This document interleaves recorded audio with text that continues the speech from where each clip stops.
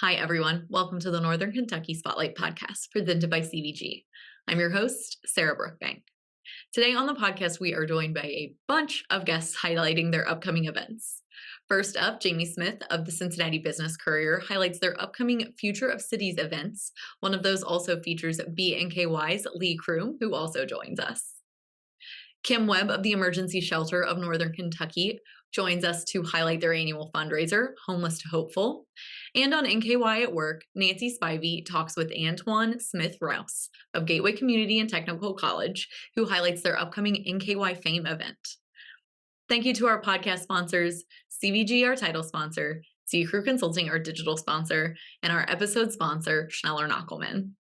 Like I said, we are talking about a lot of events today, so I am not going to highlight an upcoming chamber event.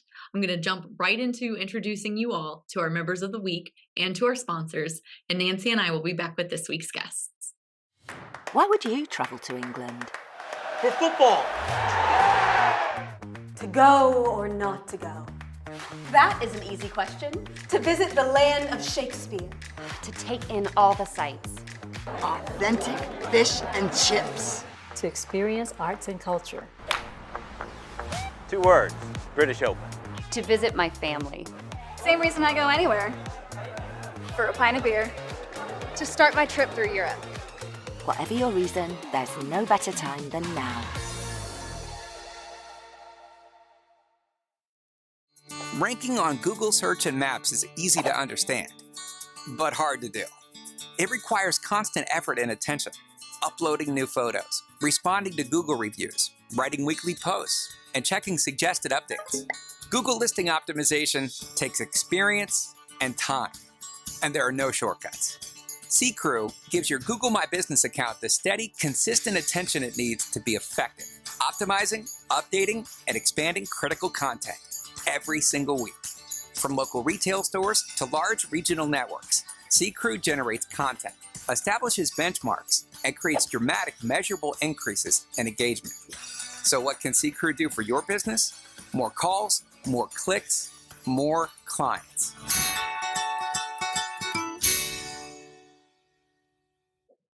Congratulations to our members of the week. You can learn more about these businesses by following the Northern Kentucky Chamber on social media, where we will highlight one of these businesses each day. Now, let's meet our members of the week. Lady on the Roof serves the tri-state area in exterior renovation and remodel from top to bottom, specializing in roofing, siding, gutters, windows, and doors. Specializing in both gunite and fiberglass pool installations, Kramer Pools continues to grow because their emphasis on quality and customer satisfaction. Discover Wiseway, Florence, Kentucky's premier lighting and plumbing showroom. Their design experts offer personalized advice to turn clients' current homes into their dream homes. Fiesta is a grassroots nonprofit organization that serves the Hispanic community of Northern Kentucky by providing access to culturally relevant food, clothing, employment, and connection to community resources. Golden Gelato makes fresh gelato daily in-house with flavors that rotate weekly, including vegan and gluten-free options. Hi, everyone. Today on the podcast, I am joined by Kim Webb, who is the Executive Director of the Emergency Shelter of Northern Kentucky. Kim, welcome to the podcast. Thanks. I'm excited to be here. The Chamber has a special place in my heart. I do a lot of stuff with the Chamber and the role plays, and so I'm excited to be here today to share our milestone this year. Yeah, so 15 years. Emergency Shelter of Northern Kentucky has been helping members of our community for 15 years. It is an incredible milestone. Talk to us about what this means for you personally.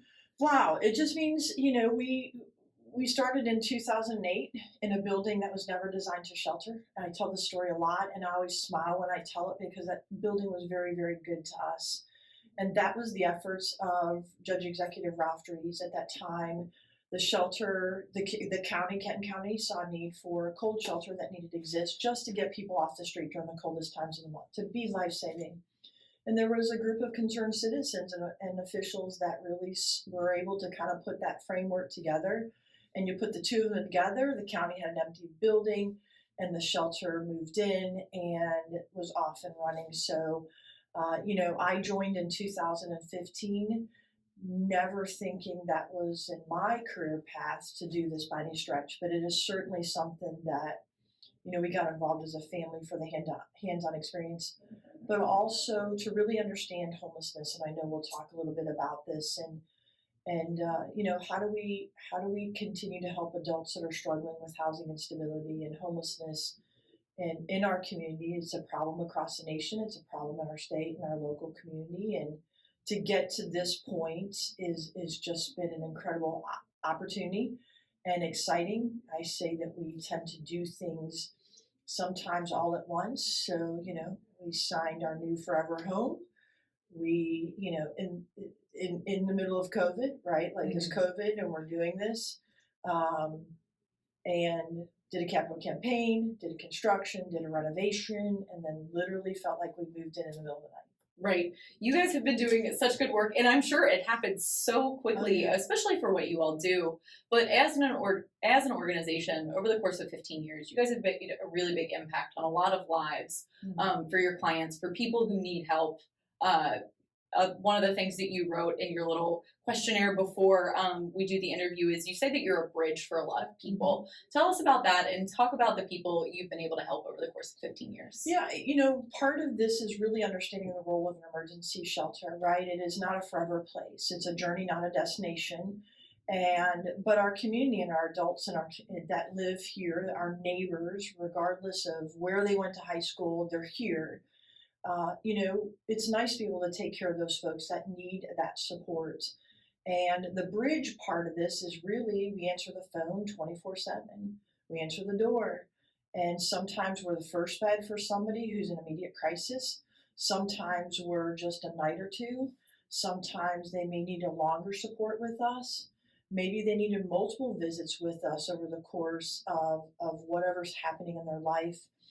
But we, remain consistent to be developing that relationship with folks and do it on such a level that, puts a lot of guests put a lot of trust in us to help take care of them. Yeah, especially you mentioned there a lot of times people are in crisis. They have been kicked out of a place that they're living. They're dealing with other issues. It's really important that we, are helping these members of our community. One of the things that I know you wanted to talk about, there are a lot of myths that surround homelessness. There are a lot of connotations and ideas that people have in their heads. What would you like to say to people who are thinking about that? And what do you guys see when you're on that ground level? I think there's a lot of myths. One is, that people don't want to work, right?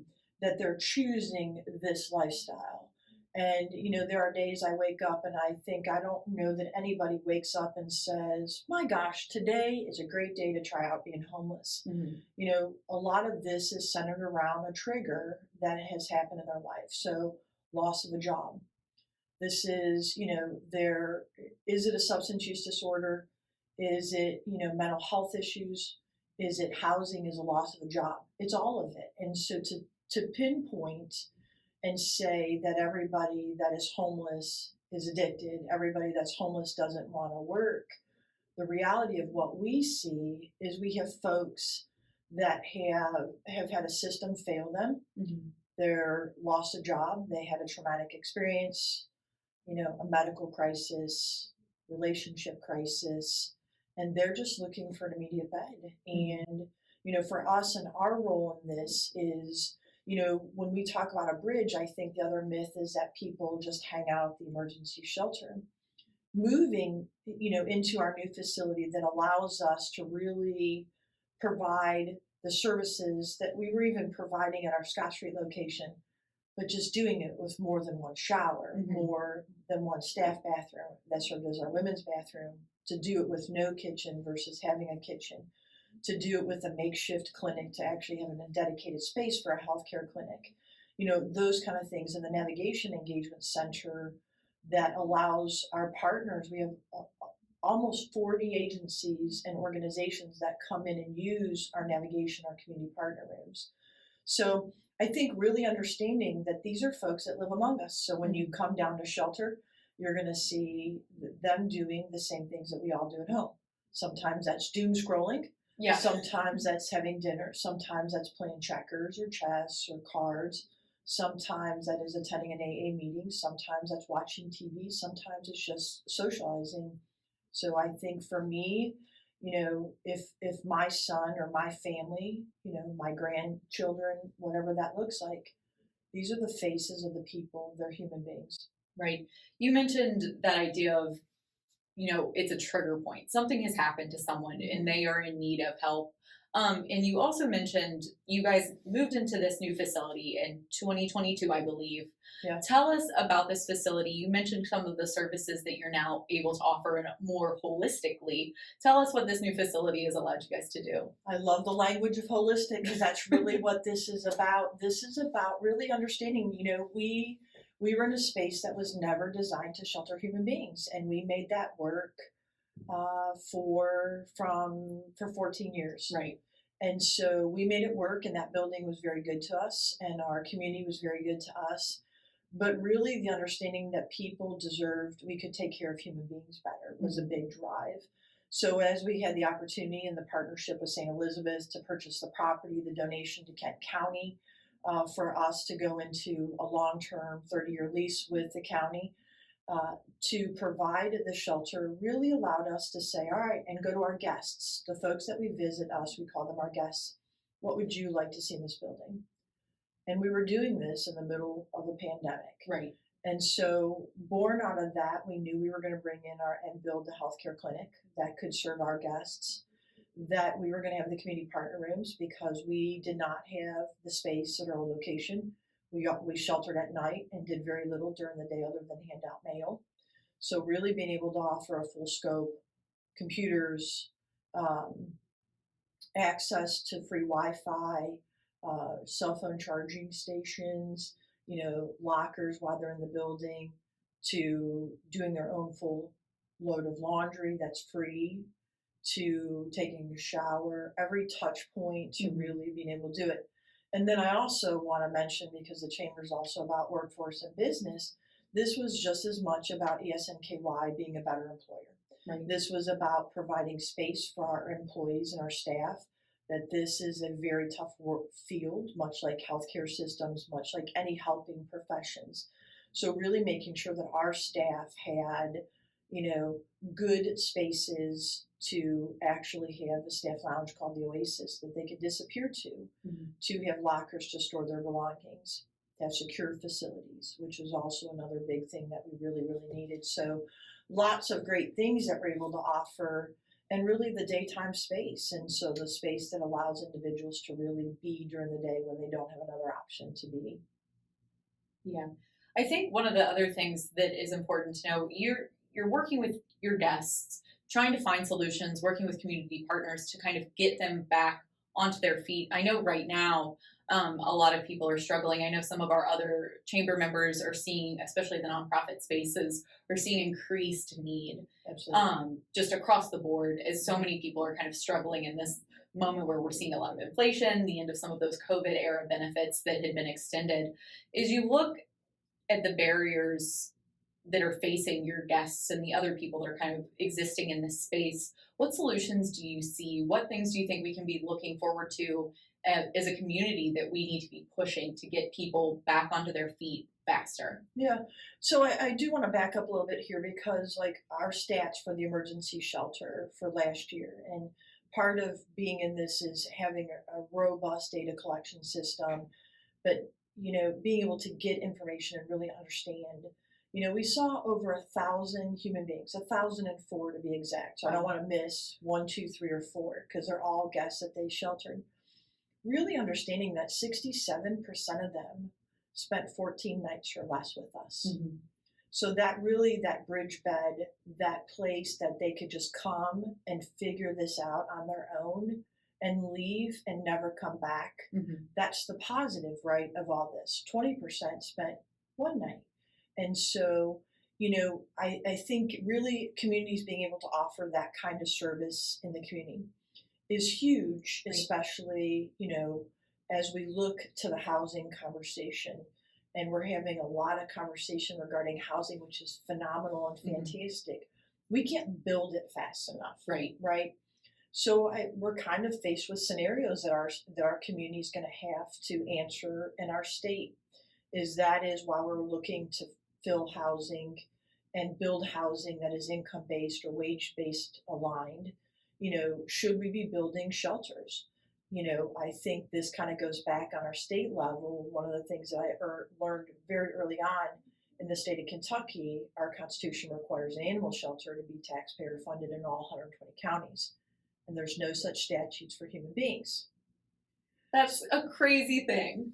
So when you think about that and you say, my gosh, the shelter, ESNKY, has data that says 67% will self-resolve and go back. And we see this where they go back into the workforce. And we need as many workers that we possibly can. So for me, I will always advocate for housing. Housing is what ends homelessness. But while we're doing that, we have to start advocating for the basic necessities, compassion, respect, and dignity. What does our community want? What does our state want? And while, we're having a conversation on the state level about criminalizing homelessness and people that don't have housing without really addressing the underlying issues, that this is a housing issue and that we have folks that are 1 or 2 paychecks away. We have to also be looking at, entry level wages. We have to be looking at, we're an aging population here and we need senior housing. So someone who's on a fixed income that has worked their entire life and raised families here, now to say we don't have senior housing for you, that is kind of a tough pill to swallow. So, I think that is things that we have to continue to look at and advocate. And again, housing will always be best. We want people to live in housing. Shelter is not a long-term solution. Yeah. Well, Kim, we have touched on so many different things, and the homelessness and helping this population of people, it could be anybody. Absolutely. So many people out there are, like you said, 2 to 3 paychecks away from something not meeting. So I think it's a really important conversation to have, and you guys are doing a really great service across our community and have been for 15 years. But I want to pivot. You guys have a really exciting event coming up this month. You guys have your annual fundraiser. Correct. So let's pivot to that. Let's talk about how people can help, how people can get involved. So on March 21st, Thursday, March 21st, we are having our annual Homeless to Hopeful event. And this event really is to inspire hope and share the good work that the agency is doing, to, maybe hear some stories from guests themselves on their experiences with shelter. But, we're going to have some entertainment. We're going to have some silent auction, some live auction, some trips, some experiences and things that will be also online if you can't get there. We'd love to see our community come out and support us and really, continue to send a message that the work we do matters, and we put people back in the workforce. We put men back into families and more active roles as dads, as fathers, as sons and brothers and all those things. And especially in even our women and stuff. So our robust services will really help us to continue to move this forward. Yeah. Well, Kim, that sounds like an exciting event. Like you Absolutely. said, it is on, I don't have it written down, March 21st? I do believe, I'm going to hope that, I think it is. It's like 16 days, a couple of days ago, 16 days away. So yes, and a shout out to all of our sponsors for the event. And I also want to shout out to my incredible staff that works and board and that work extremely hard to keep the organization going. The staff is tasked with answering the phone and, more often than not saying, we can't help you. And that is what's picking up on average a lot for us, what we see. So, yeah. Well, Kim, before I let you go, and I really appreciate your time in talking with me today about the very multifaceted issue that you guys are dealing with, is there anything else you would like for our viewers and listeners to know? Yeah, we love our volunteers. We love to give tours. We have lots of agencies across the nation that come and visit and see how we operate, especially the night-by-night shelter, which is a unique model here locally that we give our guests the voice and choice when they need services. So this is something that is again, best practice. And so if they want to come in and meet or tour the facility to really understand the work we do and the role we play sheltering adults and our services, love to do that. We have a very great meal calendar so people can come in and serve. Everybody likes to provide a meal. There's a lot of ways to get involved here, and I'm sure we can figure out something. You have a skill. Everybody out there has a skill that we probably could use. All right. Well, Kim, thank you so much once again for coming on the Absolutely. podcast today. Thank you, Sarah, for hosting. Hi, everyone. Today on the podcast, I am joined by Jamie Smith, who is with the Cincinnati Business Courier, and Lee Kroom, who is with BNKY, our neighbors right down the hall.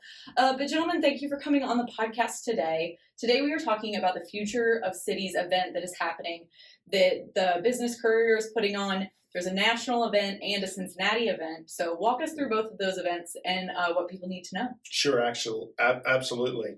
Future of Cities is something that we started 4 years ago.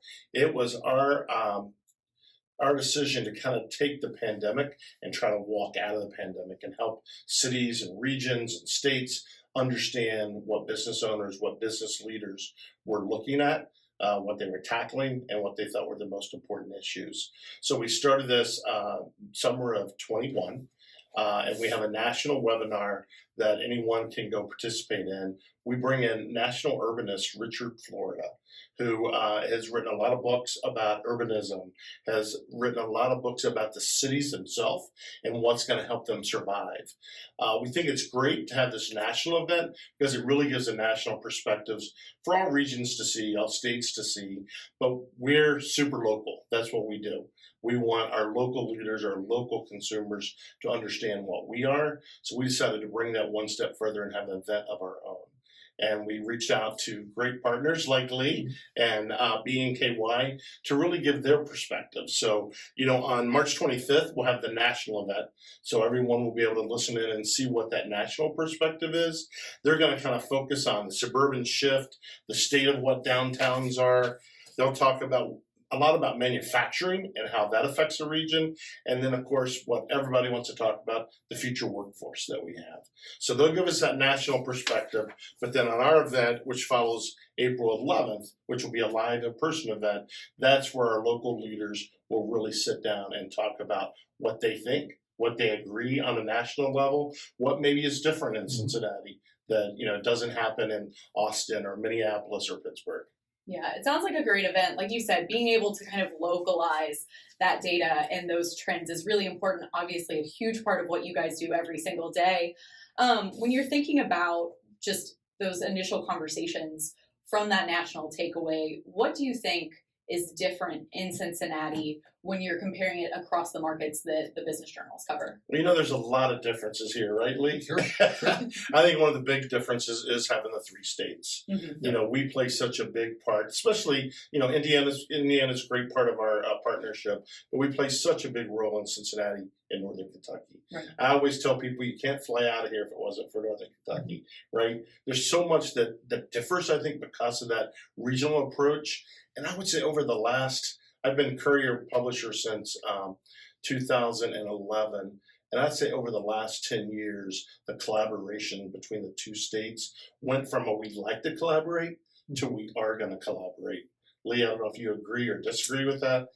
Yeah, no, my experience, I've been here 5 years. I think the collaboration has been fantastic. We always kind of jokingly say we collaborate because nobody's come up with a better idea yet. The idea of not collaborating and working closely, there's not another way to success. And you're right, being a tri-state region, you get these unique blends of the great parts of the Commonwealth of Kentucky, whether it's bluegrass and bourbon and horses and those kinds of things, mixed with the great parts of the culture of the state of Ohio. And it all comes together right here in our little region. Yeah. I think, you win, we win is the attitude that we have right now on both sides of the river, because it no longer looks like, well, if I'm going to lose to Kentucky or if I'm going to lose to Cincinnati, I feel like we're always looking now like, hey, we're all going to win from this. Yeah, it's we Let's win, work we win, together, right? And we think of that all the time. People will ask the question about our partners. What happens when you and Reddy are both competing for a project? That's the best case scenario. That gives us 2 horses in the final race with a client. And we know for certain that if they land in Northern Kentucky, economic value flows to Cincinnati. If they land in the Ohio side of our community, economic value flows to Kentucky. And so I think it's all the we-win scenario. Well, your peer, Kim Lauterbach from Ready Cincinnati, is also one of our panelists that day. And I think she often says, when you win a project over here in Kentucky, there's oftentimes she'll win additional projects because of that project you won for. Yep. The other thing I'll say, which is a little different, or I hear when I talk to my fellow publishers, is Cincinnati is a unique market in the community support that we get from business leaders and business owners. And that goes from philanthropic efforts to, really getting involved with things like the chambers, with things like BNKY, with Meet NKY. I mean, they really want to determine what the future looks like. Yeah. Right. I think so many things, or so many times I'm in these interviews, obviously I've had Leon a couple of times on the podcast, we talk about that networking and the togetherness and the idea that we all win when we work together. I think that is so important, like both of you all said. And you mentioned one of our other speakers at the event. So who else is going to be speaking at the event on April? Yeah, in addition to Lee from BNKY and Kim Lauterbach, who's the CEO of Ready Cincinnati, we'll have the CEO, Daryl Haley, from Southwest Ohio Regional Transit Authority. So obviously talk about transportation. And then we'll have Michael Schuster, who's the founder and president of MSA Design. So again, we're going to have a lot of professionals in there on economic development, and then we'll have somebody on there that's really going to understand the transportation side, and then we're going to have somebody that's built not only in this region, but builds all over. Yeah, and when we talk about economic development, obviously that's a big part of what BNKY does here in Northern Kentucky.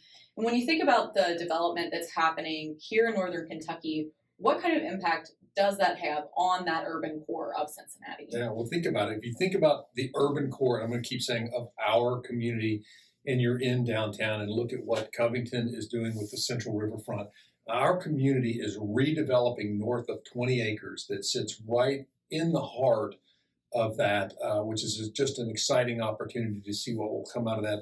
They're really thinking of that as a live, work, play type of thing with the best views of downtown that you can get. If we were here a year ago, we would have talked about Ovation coming out of the ground. It's fully out of the ground. There will be people living at Ovation this summer. And again, north of 20 acres being redeveloped in that core. And we like to think about from, if you go to the levee and you think about from the levee to Ovation, the new hotel that's being built at the Peace Bell site, the 4th Street Bridge that hopefully is getting final funding from the Commonwealth this year, redesign of 4th Street, Central Riverfront, Roebling Bridge. Covington's been calling it the $5 billion mile. It may be pushing the $6 billion mile at this point, which, from our side of the river, if you want to say we're adding to our community, I just love what our whole circle will look like when we get that filled in. Yeah. I love to tell a story. I've got family in Pittsburgh, and I've got a lot of family in Kentucky, but the year after the pandemic, I had family come from Pittsburgh to attend a private party I was hosting for Zufari, because Zufari went virtual, so they were having these virtual parties. Well, I rented a suite at the Marriott, and that's where our party was. So all these family members from Pittsburgh stayed in the Marriott for 2 nights. And they came to Cincinnati all the time because they say Cincinnati has so much more to offer than Pittsburgh. Mm-hmm. They say the entertainment, the food, the recreation, the museums, everything's here. Well, they never really traveled to Northern Kentucky because there was so much to do over there. We never brought them over here. Well, they fell in love with Covington. Yeah. I mean, we ate at restaurants, we went to bars. Just seeing the view from Covington into into Newport, the view into Cincinnati, you can walk to park. It's just incredible. I think it's a great opportunity for us to continue that story. Yeah, and I think, Lee, to your point about the development along the riverside in Northern Kentucky, there's so much exciting stuff happening just across the river in Cincinnati. The Duke Energy Convention Center, they're having conversations about what's that going to look like here in the next couple of years. I think it's really important that focus on that urban core, but that's not just what the future of a city is. Right. When you think about Cincinnati and the future of the region in general, what do you guys see in that future? I'll just start with, and I think when you talk about the future, the biggest question we're trying to answer right now is, what is a workplace anymore? Right. Sure. Right? And I mean, whether you're a developer, whether you're a CEO of a company, you're trying to figure out, what's my workplace look like? And I have to worry about it because I need to know, number one, what's going to determine the talent that I get in here. Whether I let people work from home every day, some days, this day. And if I bring them into work, I better have something good in this building, because they're not going to come here just for pay. right? They're going to come here for something else. And I think that leads to, to the corridor around the river you're talking about. If I can bring somebody to work and I'm going to be right across from your new office, and we're going to look out windows at each other, people want to be there because there's something else to do. If they have an hour, if they have 15 minutes, they can walk out and they can experience something in one of our cities. But when we're talking about that future, what are some of those challenges outside of the things that you talked about already? What are cities really going to be struggling against as they bring in those workforces? Jamie, I think you talked about the opportunities. That's also the challenge, right? Yeah. As companies, or you're trying to figure out what does the workplace look like, it becomes that complete picture of a community. You've got to be able to, people are not going to tolerate long commutes that we had pre-COVID. The value of our time is different now. So how do we get people to and from the workplace? The quality of that workplace, as you were just saying, we are seeing rental activity in offices, but the term has been used, flight to quality. If it's not class AA locations, they're not going there. So again, you're nurturing to that workforce. And then once they step out of the workplace, what are the amenities that I can quickly access? Is it 5 music venues? Is it the ability to put my bike on the street and ride to a place and know I can do that safely? Can I be just safe in the community? Do we have parks and those kinds? So I think all of that being pulled together is both the opportunity and the challenge that we face. Great news for our community of Cincinnati and Northern Kentucky is we have those assets. I think we can probably, build and further enhance those assets, but they're here, and I think that's an opportunity for us. Yeah, and I think again the partnerships that we've built, with CVG, with the transportation authorities on both sides of the river, talking about bike lanes. I mean, talking about there seems to be no conversation that people don't want to have. Like, what if we did this? Yeah. What if we did that? Yeah, we just this past, when you said bike lane, it triggered my brain. We had an interview with the leader of a European company in Northern Kentucky, and this person was going back to their home country. They were being reassigned, and we asked him, how was your experience the 4 years you lived here? What was great? And the number one negative that they offered was they wish they could have felt safer biking. Yeah. And that was something that was important to them. And this isn't a 20-year-old. This is a mid-career person who talked about the need for that amenity and to be able to do it safely.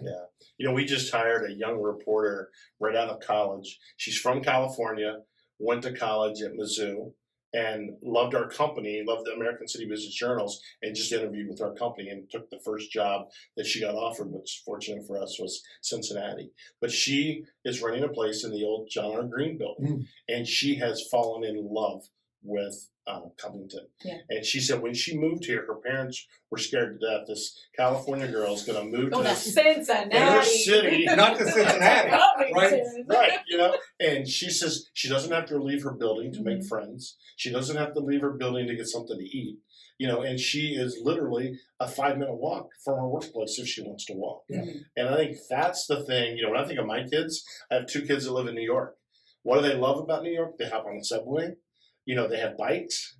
They're very friendly with bikes. They don't have to rely on sitting in traffic. Yeah. So I think that's one of the most critical elements that we have to have, that and just figuring out how do we engage those the talent to come here, number one, and also to get my kids to come back here. Yeah. Just real quickly, go to the Business Courier's website and you'll find information about both of these events. Easy to register. Like I said, the first one is virtual because it is national. The second one will be local, and it is April the 11th. So go to those sites and you'll be able to register for both.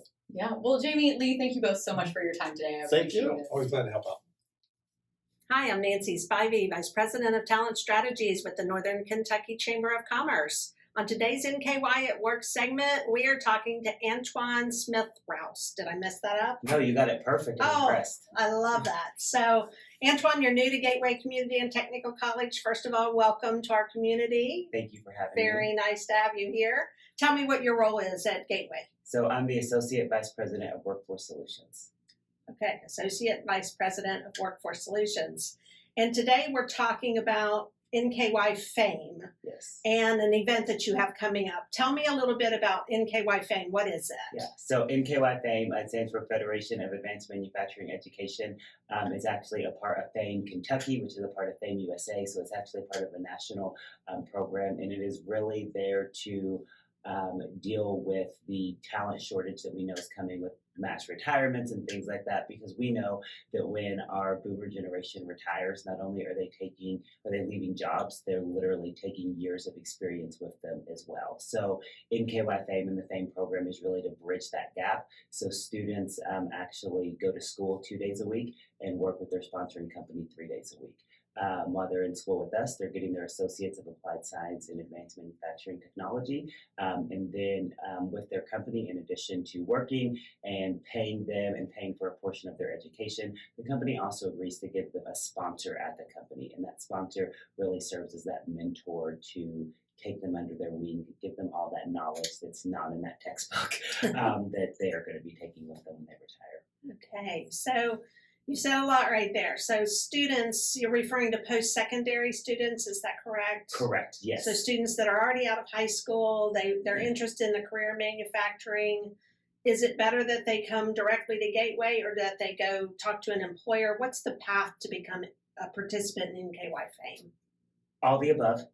So I say that to say we do traditional enrollments, yes. So you apply to Gateway Community Technical College. There is a separate application for Fame, and then you interview. It's a panel interview with the companies, and they ultimately are the ones making the decision because this is an employer-sponsored program. But we also do have companies who send internal candidates as well. So they recognize the value of the program, that they need that experience, but also that textbook education as well. So they will sometimes send internal candidates. So sometimes we have companies, people who are like, I already work for a company and I'm interested, and we're like, reach out to your HR people, reach out to your company, see if they're willing to sponsor you internally. But then we also do what we call our external candidates, and those are the students that are applying to the program and then are getting sponsored through the program. If your company is going to sponsor you as an internal candidate, you're in. There's no, because ultimately that's the end, right? With that Gateway, we accept all right there. We may have some placement test requirements that you have to take and things like that. But I have worked with 2 different colleges in the Kentucky Community Technical College system, and we've never turned anyone away due to test scores. We've always been able to work with them and get them where they need to be. So don't let that discourage you, is what I always like to tell people. And we take traditional students, non-traditional students. So we have students in Fame that have just graduated high school. We have students in Fame that are 30, 40, 50 plus years old. Okay. So sponsoring employer, if I'm interested in tapping into the resources of getting people trained in manufacturing careers, what's it mean to be a sponsor? So to be a sponsoring employer, it means that you are allowing the sponsored student to go to school go to school 2 days a week, and you are agreeing to work them a minimum of 3 days a week, a minimum of 24 hours. We like to say minimum because most of our students, if you're willing to work them that 40 hours a week on weekends and things like that, they're willing to work it. But the minimum is that 2 days of school, 3 days of employment. Have to pay them a minimum of $12 an hour and agree to cover a portion of their education. We are very lucky here in Kentucky with the Work Ready Kentucky Scholarship that many of our students are actually being covered by the Work Ready Kentucky Scholarship, so the companies are actually not having to invest that, but we don't know that till after the fact. So with sponsoring companies is always knowing that they potentially will have to invest in a portion of their education expenses as well. So tell me, we've got an event coming up on the 21st of March. Yes. What is that event? Yeah, so that event, so right now, Nancy, we have 19 students total in the program currently. So that is 10 students that are first year and then 9 students that are going to actually graduate this May. Right now, we have 17 accepted applications. So we have almost the same number of people we have in 2 years of the program. We have an application with applicants right now. So with that, we need companies to sponsor these students because with the way that the program works, ultimately, if the student doesn't get sponsored, we have to go back to that student and find an alternate pathway for their education, just because so much of the program is reliant on them doing projects while they're in whether with their employer and things like that. So we are bringing together any company that wants to talk about fame. It is a taco event because you can't turn down tacos, or at least I don't know. I can't turn down tacos. So we are saying let's talk about fame, and we are inviting any company. It's going to be at our Boone County campus on March 21st. And the great thing about this event is why, yes, those of us from the college will be there. We are actually going to have all of our current sponsoring companies too. So companies will be able to hear from companies what the value to them has been and why it's important to them and how it has really transformed their workforce. We have companies that have been sponsoring for many years at this point, and the loyalty of that student, that buy-in when they're like, you gave me, you let me go to school, you paid for part of my education. The retention that has with those students is unmatched. So being able to hear directly from the companies, but then also talking with the companies about, these are my hesitations, and those companies saying these were our hesitations too, and this is how we overcame them, right? Or this is how we pivoted and things like that. So we can tell you all day long how great the program is, but we know that hearing it, a company hearing it from another company that is, and we're going to have all of our companies. So there's going to be diverse companies in sizes, right? Diverse companies in leadership, different things like that they can really understand why fame is such a great program. So March 21st from 11 to 1:30 at our Boone County campus. We are asking that you RSVP. We have a link on all of our flyers and things like that. So please RSVP, but if not, we are not going to turn you away. And trust me, I got the invoice earlier. We are going to have enough tacos for everyone. So please come. And we are asking the companies limit it to 3 individuals per company.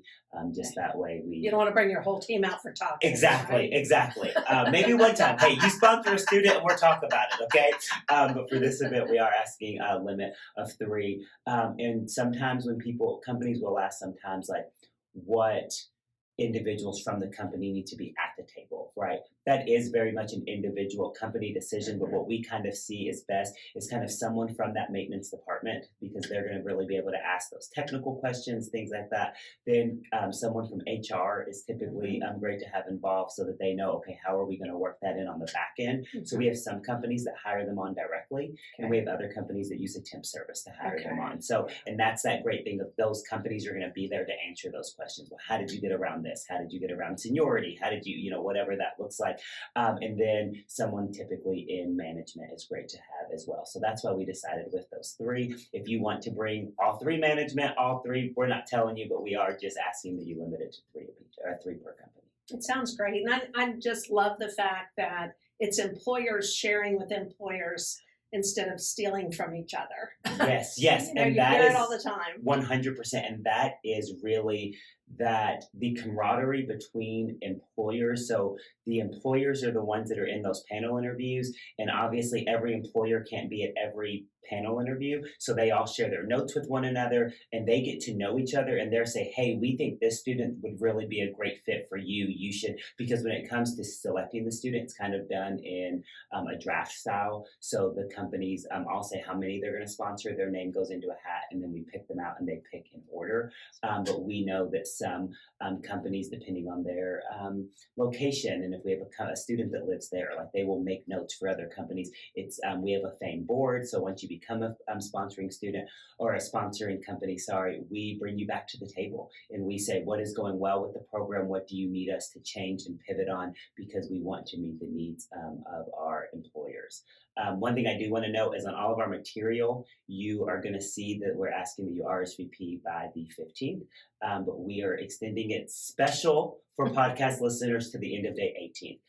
So we know that time frames, things like that. So, and if you don't RSVP, tell them Antoine sent you. We're not going to turn you away. Tell them you saw it on the podcast. Saw it on the podcast, exactly. That's right. Well, it's great talking to you, and I'm sure we'll have you back. Yes, thank you so much. I appreciate it. Hello, everybody. I'm Chris Knockelman, owner of Schneller Knockelman Plumbing, Heating, and Air. As we kick off 2024, I want to let you know about a major giveaway of a free system, a complete furnace and air conditioning system for your home. All you have to do is go online at skpha/2024 giveaway, and you can register, no purchase necessary, to win this complete system for your family. If you're not interested because your system is too young, Please share this with your friends and neighbors so that they have an opportunity to win also. And if you're not in the market for a new furnace and air conditioning system, make sure you call us and schedule your furnace tune-up here for the winter. And just remember, call Schneller Knockelman, your family-owned company. Trust us, we're going to be there for you. Welcome back, everyone. Thank you so much for tuning in to today's episode of the podcast. I encourage you to go to each of our respective members' websites to learn more about those great events. Some of those are coming up really quickly, so be sure to check those out soon. Thank you once again to our podcast sponsors, CVG, Career Consulting, and Schneller Knockelman. Finally, if you are a member who would like to be featured on the podcast, or if you're someone who is interested in joining the Northern Kentucky Chamber, please reach out to Lynn Ablin. And if you're someone who is interested in sharing your workforce strategies and resources on NKY at Work, please reach out to Nancy Spivey. You can find their contact information on the screen in front of you or at our staff directory at nkychamber.com. Thanks again for tuning in. I'll talk to you guys next week.